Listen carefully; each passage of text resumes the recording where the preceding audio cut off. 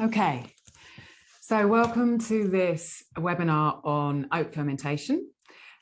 We are going to be talking about lots of different oat fermentation, probably stuff that you haven't even heard of in the next hour. My name is Alison and I live online at Ancestral Kitchen, ancestralkitchen.com. I live in reality in Italy. And that's where I am in my kitchen this evening. I have a very small apartment in Italy. So not much space to ferment, but I make the most of what I've got. I have 3 courses at the Fermentation School. The first one is called Suins, the Scottish oat ferment. The second one is about rye sourdough, and that is a larger course than the Suins one. That's called Rye Sourdough Bread Mastering the Basics. And then I have a free course, which I've done most recently, which is called 10 Tips for Creating and Maintaining a Sourdough Starter. I think that sourdough starters are wonderful with rye, and so that's why I decided to make that course. So I have some things to put in the chat, and I think I'm going to put them in now, because then I won't forget them, because that often happens, and I won't be trying to do it and talk at the same time. Okay, so some of the links in the chat are for those 3 courses. There are other links which we will talk about as we're going along, and I'll try and remind you that there's a link in the chat. Okay, so where to start? So I'm a grain fermenting nut. I started fermenting about 11 years ago. And I was led to fermentation through the book Nourishing Traditions, which is written by Sally Fallon Morell, who heads up the Weston A. Price Foundation.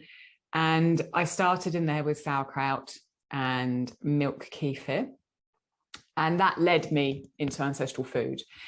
And my particular penchant is for fermenting grains. I find it more exciting than fermenting vegetables, so it's just my thing. And I like making breads. That's why I've got the rye course. I also make a lot of spelt bread at home. We don't eat wheat, so I make a lot of spelt bread. And I also like making drinks. And that's really the area that the rabbit hole that I've gone down into. I make suins, the Scottish oat ferment, which has a drink part of it called swaps. I make boza, which is a Turkish millet ferment. Other areas of the Balkans make it with different grains, but I make mine with millet, which I kind of had to just create because I couldn't find a recipe for it. So I just made it up and have a course for that on my own website. I make rye bread kvass all the time with leftover rye bread from my courses. And I make ancestral beer, which I've been exploring for about 2 years and I'm very passionate about. So all of those are kind of grain drinks and the grain breads. Oats are my absolute favorite grain. I grew up with oats, really having porridge, and I love them because they are so satisfying. You know, if I was going out for a long day, they keep me full. They're so healthy and they taste so creamy and delicious. I love the creaminess of them. And so when I started turning towards grain ferments, oats seemed like a natural thing. I was like, well, I love these grains. Like, I want to ferment them. What can I do with them? So I got some oats here to show you, because I've put them in a fermentation jar lid, of course. These are Avena sativa. There are various genuses of oats. The one that most of us eat is Avena sativa, and these are Avena sativa. Now, Avena sativa have to be heat treated in order to be shelf stable. I have read that once the dehulling process, which is done industrially now, breaks up the grain, damages the grain, and that exposes the fatty acids to air and oxygen. So they oxidize and the grain goes off. And that can happen within 4 days of actually dehulling the grains. So because of that, oats are heat treated to destroy the enzymes that denature the oats. That is true of Avena sativa. Avena nuda is a different matter. Avena nuda is another oat genus that I've been playing with, which has paper thin hulls, so doesn't require the same manual kind of machinery as this Avena sativa does. And those aren't heat treated, they are fully raw. So these will not sprout, whereas my Avena nuda that I have, which is called naked oats in English, that's the Latin Avena nuda, they will sprout. So this is my oats. I wanted to first talk really about why we'd want to ferment oats, just generally, not me, not just because I love them, why anyone would want to ferment oats. And the first thing is to make them healthier for us.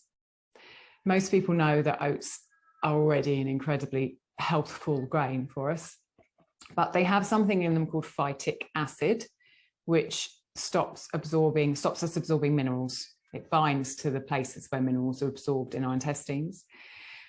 They also have something in them called phytase, which deactivates phytic acid, but that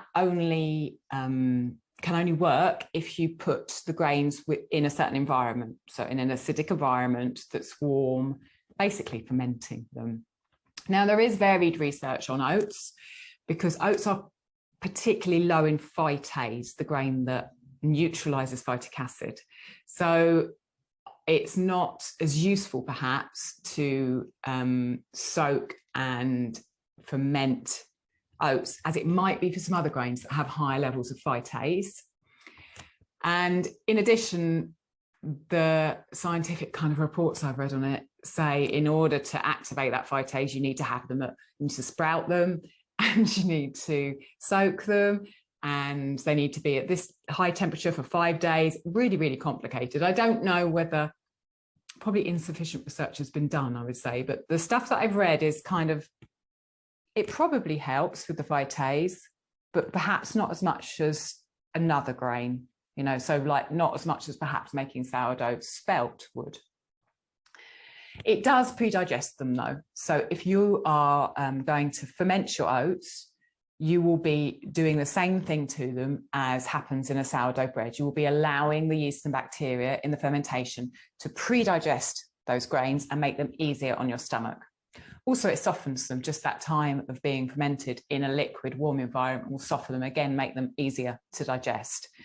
So even without the phytic acid issue, it's still something that makes them more healthful for you. The other reason, I think, to ferment oats is because they taste amazing.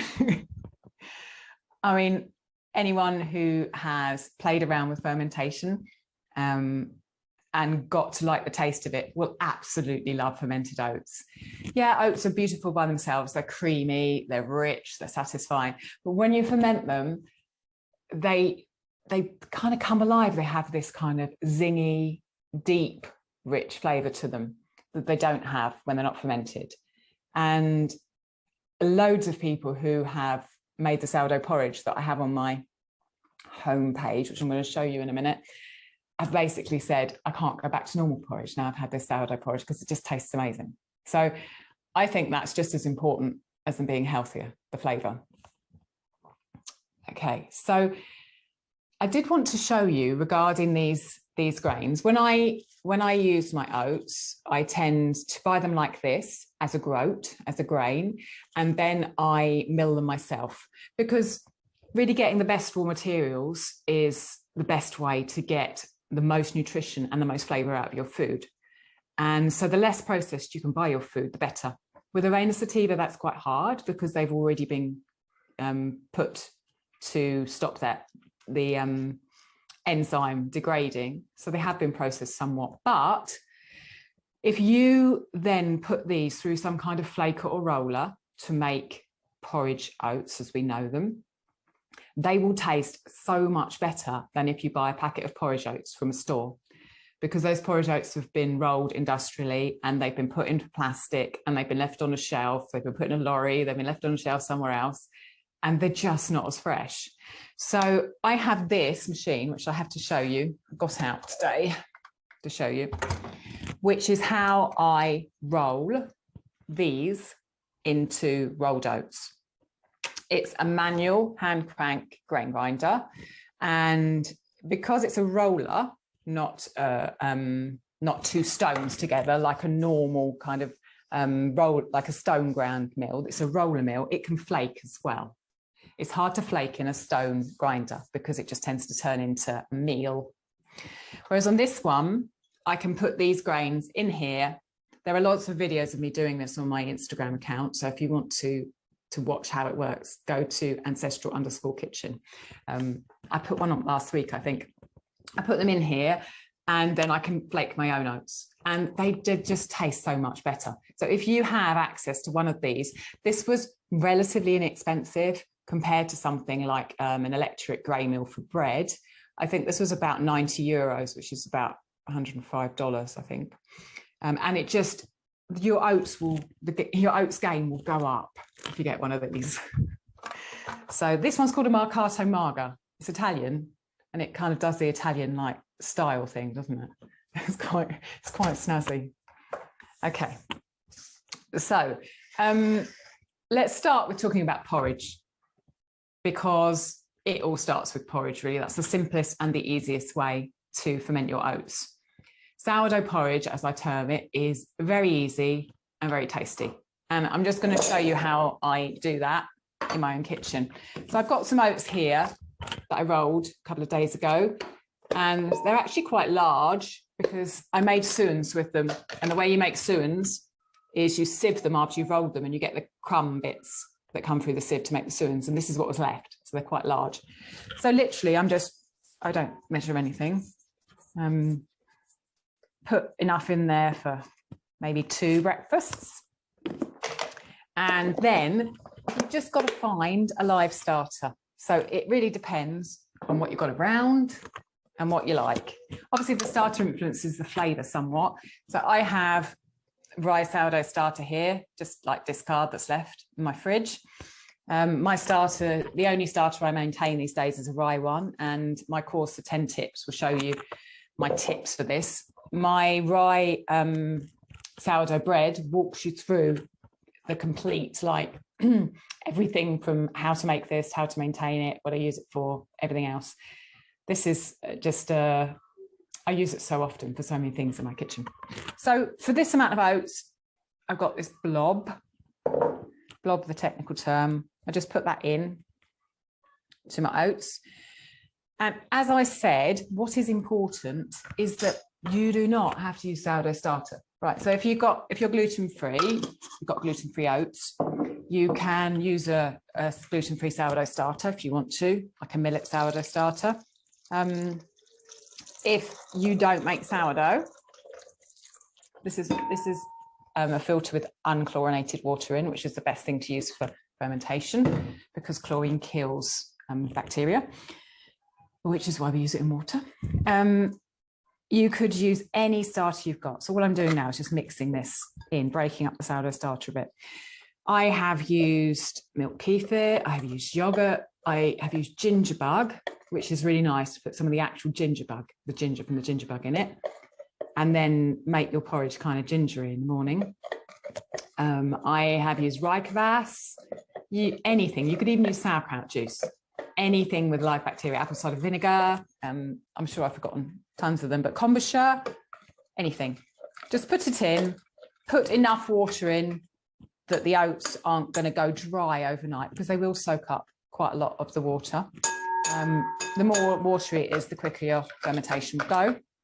Cover it just in a cloth or a plate and leave it on your counter overnight, or leave it in a proofing box if it's winter and you've got one of those.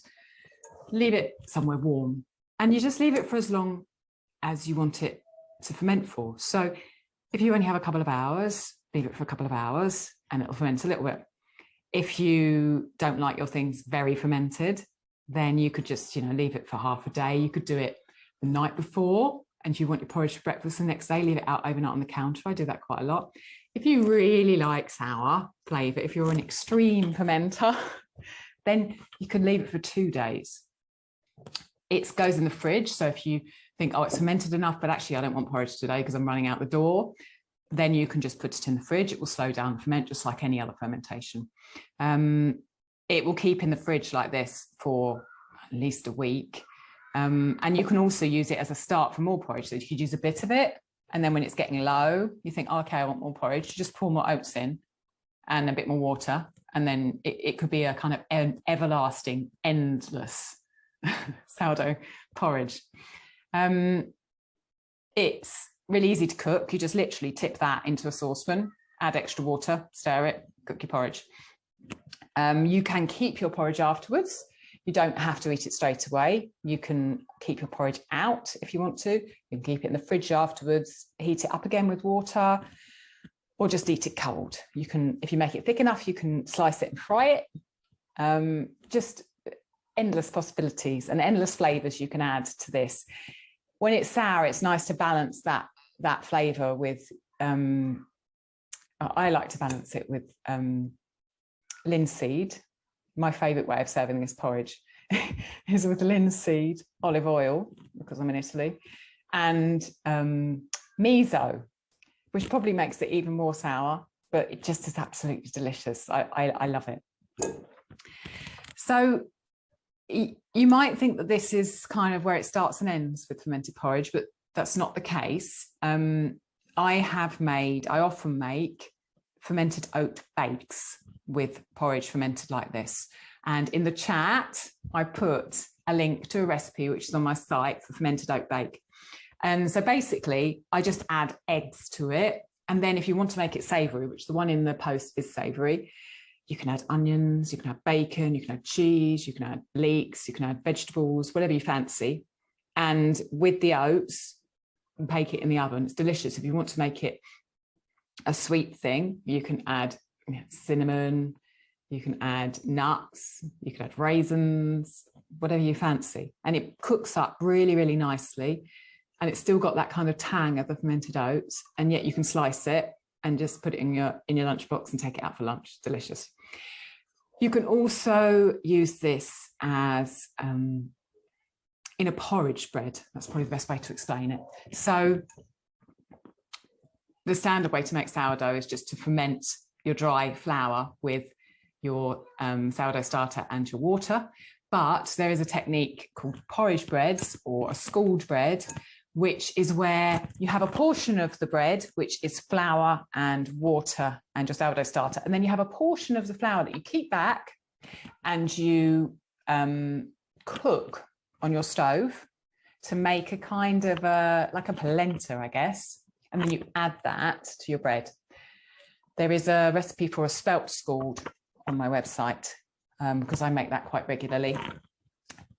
You can do that with porridge in that you can cook this porridge up, or you can just use leftover porridge that you haven't eaten, and you can use that as the scald portion of your bread. So then you've got your other flour, spelt or wheat, whatever you're using, you've got your sourdough starter, you've got your water, and you're making a dough, and then you put this cold porridge literally into that and mix it up as you mix up the dough. And that, firstly, it affects the crumb. It makes the crumb of your bread softer. So if you live in an environment where your bread dries out quite quickly, it's a really nice way to be able to keep your bread for a bit longer. The other thing is that it imparts the flavour. So oats in bread are delicious, and particularly fermented oats in bread, they give that flavour of the ferment in the bread too. So it's really nice to use in a porridge bread. The other thing you can use it for bread-wise is as a starter for a bread. So literally, instead of using sourdough starter, you use fermented oats. So you build up the oats overnight, and then doing this 3 or 4 times, you kind of learn in your environment and your oats and your starter you use when they're ready. But then you use that starter instead of a sourdough starter to make your bread. I don't have a recipe for that, but I know that Ellie from Ellie's Everyday, who has a YouTube channel called Whole Grain Sourdough Baking, has a video on how to do that, I'm sure. So you could go and check her out if you were interested in that. Okay, so that's porridge. I'm just going to put my fermenting oats over here out the way.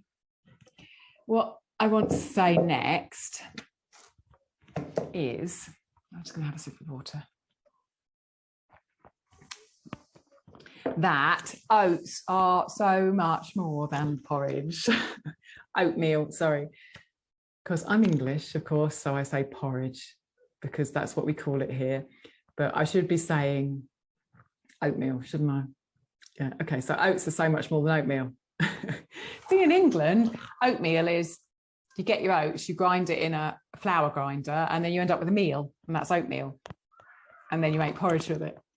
But in the States, oatmeal is cooked porridge. So, okay, so oats are so much more than oatmeal. Or if you're English, oats are so much more than porridge. People think that's where oats start and end, and that is not the case. And probably for about 1.5 years now, maybe 2 years, I've been really diving into how the British used oats in a myriad of other ways to just making oatmeal or porridge. Oats were a staple in large parts of Britain, in Scotland, in Wales, in Cornwall, which is southwest, and in North England and in Ireland. And they were a staple because of the geography and climate there. Oats are hardy and they grow when it's freezing cold, a bit like rye, and they grow when it's wet, and they grow in soils that have got no fertility. They're just a star grain. And so in these places in England where it was difficult to grow wheat because it was too wet, too windy and too cold, oats would grow. And whole communities literally survived on oats. And because they survived on oats and they were human, they created all these wonderful things to use oats with, all these wonderful dishes that no one knows about anymore. And that makes me really sad. So I'm on a mission to bring back all these oats to people's cooking vocabulary and let them taste them and eat them. And I hopefully in 2 or 3 years' time, we'll have a book on all these wonderful things. So that's where I'm diving into at the moment, and some of the things I want to share with you now. So the first thing I want to talk to you about is Staffordshire oatcakes.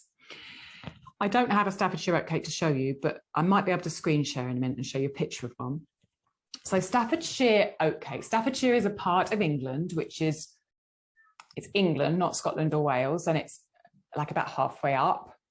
And it is the place where Josiah Wedgwood had his pottery business in the 1800s, I think, or maybe 1700s.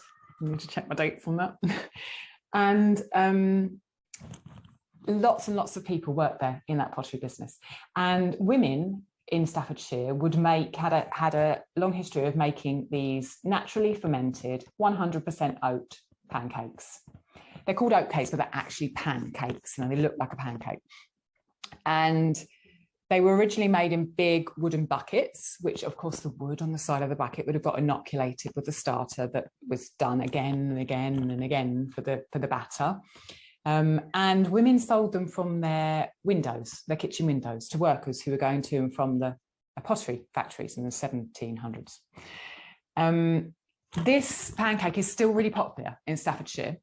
It's changed as kind of industrialization has changed all of our foods. Now it's made with yeast. It's very often made with added wheat flour, and it's not made in wooden barrels anymore. It's just, they put the yeast in from the packet. But there are still shops, because there is a lot of people who go to work. There's like a JCB, the digger factory, people who make diggers, JCB. There's a digger factory in around Stafford and Staffordshire. So the shops there literally open at 5 o'clock in the morning to serve these pancakes to the workers. And people eat them mainly for breakfast with things like eggs and cheese and mushrooms all filled in there. So the way that you make them is you make oat flour. So if you've got oats like this, you can grind them in a high-powered grinder or in a grain mill to make oat flour. Or often what I do is I'll flake them and then I'll put them in a coffee grinder to break the flakes up. Or you can buy oat flour. And you do basically what I did with the porridge. So you put your flour in there, you put your starter in there, you mix it around with some water, you leave it to ferment, and then you've got this batter and you fry it. So I'm going to see if I can share my screen, if I can work out how to do this. Then, security chat, you can say, I don't know if I can show you maybe. I usually see an option called share there and I can't see it. Let me go to that. No. Well, how does Zoom think that emojis are more important than sharing screens? I don't care about emojis, but I do care about sharing my screen. No, I can't do it. Oh, okay. Well, there is a recipe on my website, which I have put in the show notes, and there are pictures in there of the oatcakes. They're golden, delicious. They're so good, warm from the pan. The picture on the top of the blog post is one with lard melting on it, which I'm a fan of. I'm also a fan of putting butter on them. And I've had them stuffed with mushrooms and eggs. I've put lentils in them. They're just so delicious. Once you've made them, you can store them in the fridge. They'll keep for 5 days. Again, same with the porridge. If you've got the batter and you're not ready for it, just put it in the fridge. It will last 4 or 5 days. And there you can have a rolling batter, the same with that. So that's Staffordshire oatcakes. The next thing that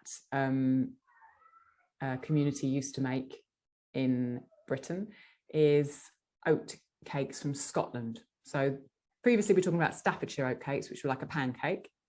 Scottish oatcakes are again made of oats, but they're not like a pancake, and I have one to show you, but I made this morning. So this is my rendition of a Scottish oatcake.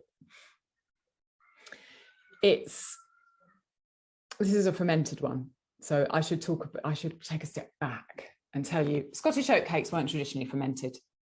They've been made in Scotland. Also, the same kind of copy recipe was made in Ireland and Wales.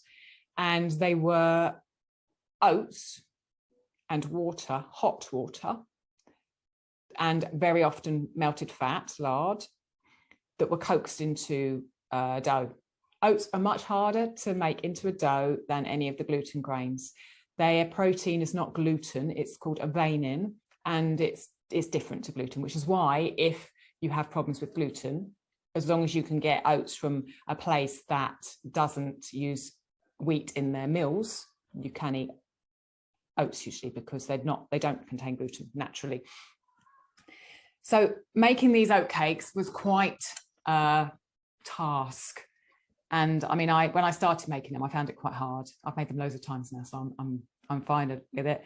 So the standard Scottish oatcake wasn't fermented, and I made these for quite some time. And I thought, I want these fermented. I like fermented porridge. I'm gonna want to try these fermented. So I came up with a recipe for fermented oatcakes, which is really simple. Literally, you get your porridge oats, you put your sourdough starter in, you put less water in so it's not runny like the porridge that I showed you. You mix it around, make sure all the oats are covered. You leave it overnight. And then in the morning, you shape them into little cakes like this one. And you can either put them in the oven or you can put them in a dry pan. This was cooked in a cast iron pan, which was dry, no fat at all. And they are delicious, like warm from the pan, again with melted lard or melted butter, with cheese on them. When you have them with eggs, I like boiled eggs. This morning that's when I made these this morning for our breakfast. I had 2 eggs with 2 of these, one with butter, one with lard, salt on both of them, and a piece of chocolate for my breakfast. So they're delicious. I don't know of anyone else who's randomly decided to ferment oatcakes and come up with a recipe. I couldn't find anything when I looked. So I could be the only one in the world who's made fermented oatcakes, but you should try them. The link for the recipe is in the chat. Again, I'll put it in there. It's on my website and it's explained really fully. So these, although the unfermented version was a traditional Scottish food, the fermented version that I've come up with is just a traditional K household food. But a lot of people have actually made them since I posted the recipe and enjoyed them. So I know that it's not just me that finds these appealing. Other people have made them lots and loved them. So I'd recommend going and finding that recipe and making those. Okay, so I want to move on to suins and another kind of equivalent ferment now. And I just bring this in to show you while I start talking. So The oat ferment that I get most excited about is this, which is suins. I mean, I get excited about the pancakes and I get excited about the porridge. So you imagine how excited I get about suins if I get excited about this most. Suins is spelled S-O-W-A-N-S, and it originally comes from Scotland, but Ireland did something very similar with their oats. And in Wales, they did virtually the same thing, but instead of making it a wild ferment, which is what this is, they fermented their version with buttermilk, because their geography has lots of lush pastures, and so butter and butter making was very rife there, and there was tons of buttermilk all the time. So they used what they had around them to ferment. Let's talk about the Welsh, one of the Welsh kind of variants first, before I get into suins. Welsh had a similar ferment like this, which is called Chymru, spelt L-L-Y-M-R-U, unbelievably pronounced Chymru, and I think my pronunciation is not perfect. I have a podcast coming out on Tuesday with the author of a book called Welsh Food Stories, who pronounces that word in the podcast for me twice, and I still couldn't say it. Welsh is the most beautiful language. If you ever get to listen to someone speaking Welsh, just take the time and soak it up, because it's a beautiful language. Anyway, so they made this thing called Chymru, which is very similar. It's a similar process to suins, but in the end, what they do is they take the resulting porridge, which is this bit here, and they cook it up and then they let it set. So it turns into like a jelly. I do have some photos on my Instagram of that again. And it's absolutely delicious. You eat it, you basically cook the porridge up, just like you would the suins, but instead of eating it for breakfast warm, you put it into a mold. So I just used a glass Tupperware, which I put water in first to stop it sticking. And then I put it in the fridge set, turn it out, and it literally shakes like a jelly, which of course I should be saying jello for Americans, shouldn't I? Because jam is jelly is jello, like jello. Can you say jello? I don't know. Anyway, and that's the Welsh speciality. That was fermented.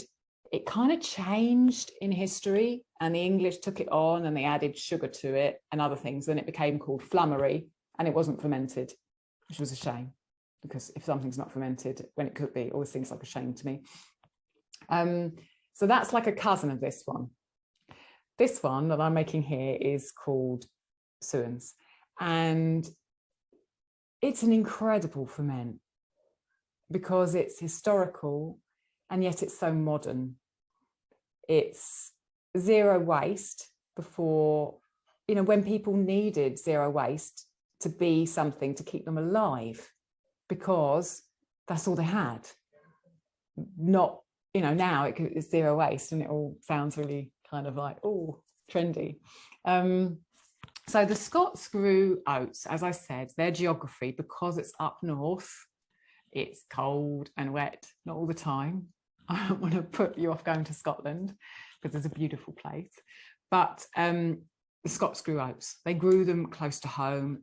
A lot of them were crofters, which were like kind of small farmers, and they grew oats. And then they sent them to the mill to get milled, and the miller would send back two sacks, or two types of sacks. The first one was the oatmeal, the ground oats. They didn't use porridge oats initially, way back, because they didn't roll oats. They just had the meal. So everything they made was from meal. And then they sent this other sack back, which had the bits of the husk that came off during the milling process, attached to them little bits of the white from the oat, the endosperm of the grain, which is the carbohydrate rich part of the grain. So this bag would be a mixture of the kind of husky hully stuff and then real dusty kind of crummy oat bits that kind of got stuck to the hull. And that mix is an incredible base for fermentation, because you've got the outer part of the grain, which has so many yeast and bacteria on it. And then you've got the white part of the grain, which is carbohydrate rich, and that's food for the bits that are on the outside of the grain. So those two things together are wonderful for fermentation. And the Scottish chose to ferment this. I really don't know how it developed, and I would love to know that, because they don't have a legacy of other fermented oat dishes. You know, there are really no other fermented oat dishes in Scottish history, as far as I've been able to research, other than suins. So it will be interesting to know how it started, but they decided to ferment them. So they did that by putting that mix into containers. They used to put them again in wooden containers called bowies, which again would have kept the yeast and bacteria inside. So every time it would have been kind of like an inoculation. And they put water in them and they left it. And they leave it, the documentation that I've read says it was left from between like 2 to 3 days to 2 weeks. And this is what really I've replicated here and what I talk about in my suins course. So I have used flaked oats for these that I flaked myself, and I got the crumbs off them, and I explain how to do that in the course. But you don't have to have a grain flaker to do it. It tastes like porridge, but it's a different eating experience. It's a wonderful eating experience. And in my course, and whenever I talk about this, I say it's like eating clouds, because it's literally tiny, tiny crumbs of white oat endosperm, and it's creamy and smooth. The texture is just wonderful. And the flavor is tart, but because it's not an inoculated ferment like the porridge is, because it's a wild ferment, it just has so many different delicacy of flavors. And I'm sure it changes depending on where you're making it. It always smells and tastes like honey to me, and I've no idea how. But it's such a nuanced, interesting, tasty flavor. And you can take it from a 2-day ferment to a 5-day ferment to a 7-day ferment, however far you want to take it, and change that flavor and play around with it. And it's completely delicious. You can keep the suins, the bit at the bottom, in the fridge if you're not ready to cook it. You can, what the Scottish did to keep it for, I think, up to 6 months, was pour off the swots into a different container and then put clean water on the top of the porridge at the bottom. And then that will keep for 6 months. Literally, it sits in my fridge for a long time if I don't want to eat it. I also use the suins at the bottom to make a scald bread, like the scald bread I was talking about earlier, but rather than using fermented porridge, I will use this. And there is a recipe on my site for a spelt sourdough with suin scald in it, which I forgot to link, but you can go and find it on there. And I will often cook up this and not manage to eat it all and leave it in the fridge and slice it later, a bit like the chumri, the Welsh one that was just left there to set. But I'm just calling it leftover porridge, not chumri. And also it's a wild ferment, whereas chumri is a buttermilk ferment. I do apologise to the Welsh language for massacring that word. The liquid on the top, usually what I will do when it's separated, after sieving it, when it's separated, I will put the liquid in the top in a swing top jar and keep it in my fridge. Then if it's summer, like it's getting to here, summer has arrived in Italy, it's wonderful, then I will drink it cold. And it's like a lemony, tart, fresh, cold, and somehow more, well, not somehow, it is more hydrating than water. If it's winter, very often what I do is put it on the stove, warm it up, put in some star anise, some cardamom, some cloves, some cinnamon, nutmeg, all the other lovely spices that we like at Christmas. And I will warm it up and let that infuse for some time and then drink that. And I usually do that on Christmas Eve. Christmas Eve was called Suinsnicht, Suins Night, in Edinburgh. And suins is associated with Halloween. Robbie Burns wrote about suins being associated with Halloween. but it's also associated with Christmas in Scotland. So it's kind of a nice thing that I drink the swots for Christmas Eve. Yeah, so there is a link to the course in the chat, which you can get to. And I think maybe that's it. Are you still there, Ol? Do you want to ask any questions? I'll see if you're still there. If you want to ask a question, feel free to just say, yes, I do, or put something in the chat, or you don't have to ask any questions if you don't want to. If I've bamboozled you with lots of information about oats, then you can just go away and make some nice things, which is really wonderful. Maybe I'll just talk a little bit about more kind of research that I'm doing. So I'm hoping to bring out a book on oats. I don't have a publisher yet, but I'm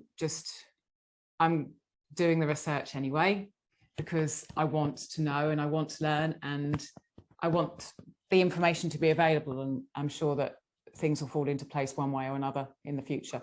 There are so many beautiful recipes from the British Isles for oats that include soups, stews, dumplings, cakes, breads, stuffings, more drinks, things with whiskey in Scotland, kind of things that are made into desserts, scones, just so many incredibly diverse ways to use oatmeal. And reading through the old recipes just fires me up to want to bring them to the world, you know, to make them in my own kitchen and get other people making them. And this is what happened with suins originally, you know, I just like, this thing is amazing. I want other people to know about it. And that's how I feel about the recipes that I'm kind of discovering on my journey through old Scottish cookbooks. And actually, I could talk about the Rutherglen sour cakes. So one example, which is fermented. I said there was only one fermented recipe in Scotland, didn't I? But there is another one just in one town called Rutherglen, which is on kind of the suburbs of Glasgow. And I've been reading about this tradition, which was to wild ferment oats, but there's so little information on it. So I've no idea how much water they put in, how many oats they use, how long they left it for. It just basically says they put the oats with water and they left it until it was sufficiently fermented.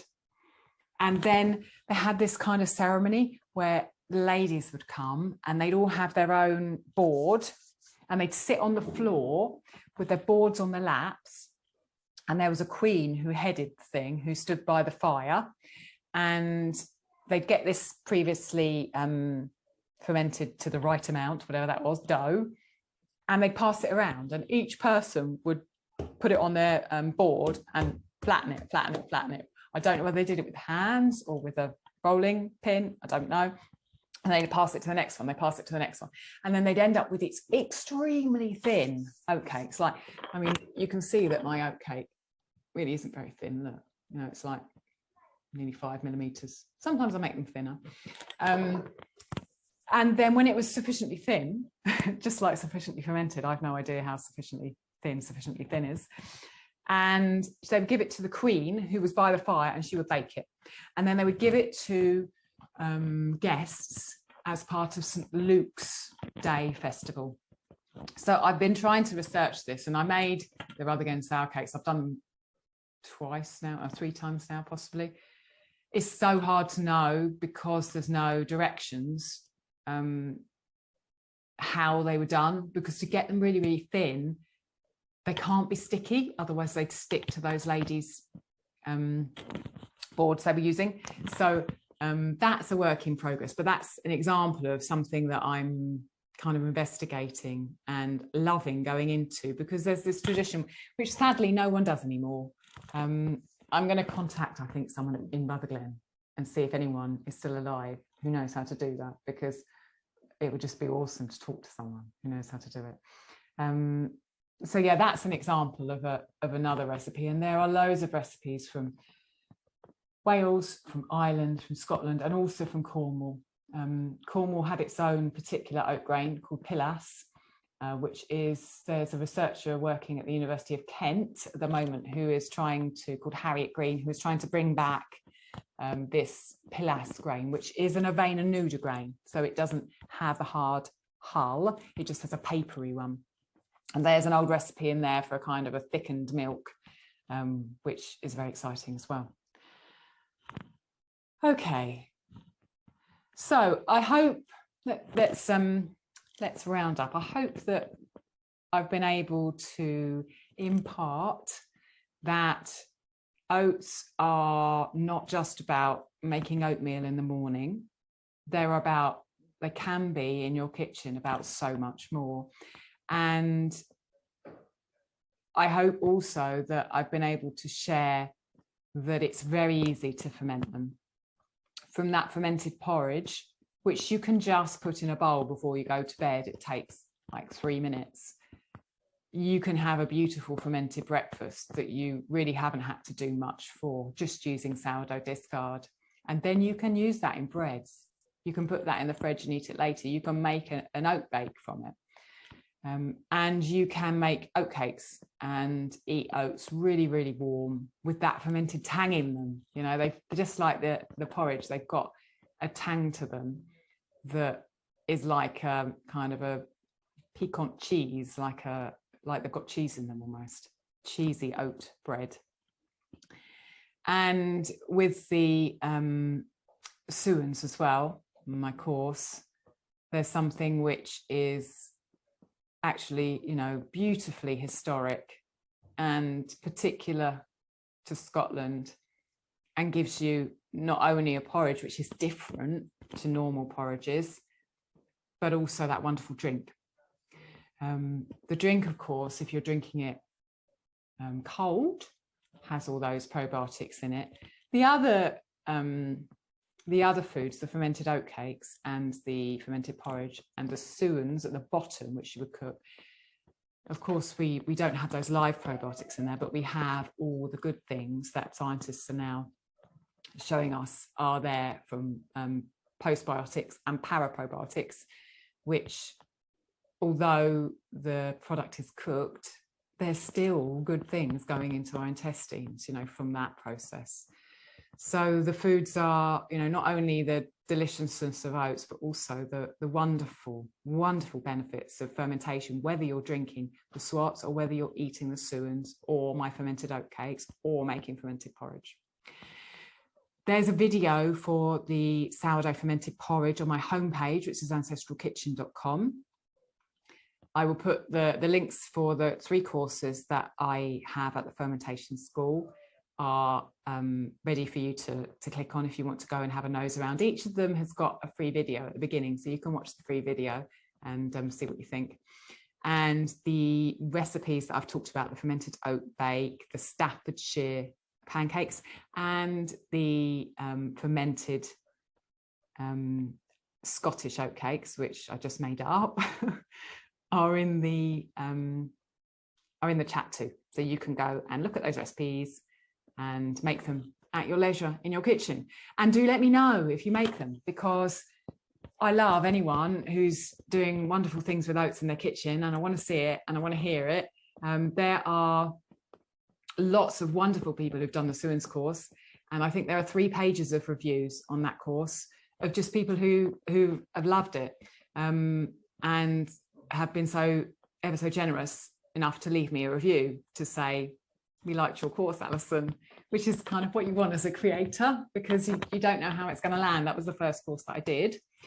So yeah, thank you to everyone who's done that course, and go and read the reviews and see what they thought, and go and watch the video on there and support me in the work that I'm doing if it's something that you want to make in your own kitchen, and let me know. Okay, well, I think we're almost at the hour. Thank you ever so much. If you're watching this later, which I'm sure people will be, I will make sure that the links are in a place that you can access And feel free to reach out to me via my Instagram at ancestral_kitchen. Listen to my podcast, which is called Ancestral Kitchen Podcast, or contact me via my website, which is ancestralkitchen.com. My email is Alison, ALISON, at ancestralkitchen.com.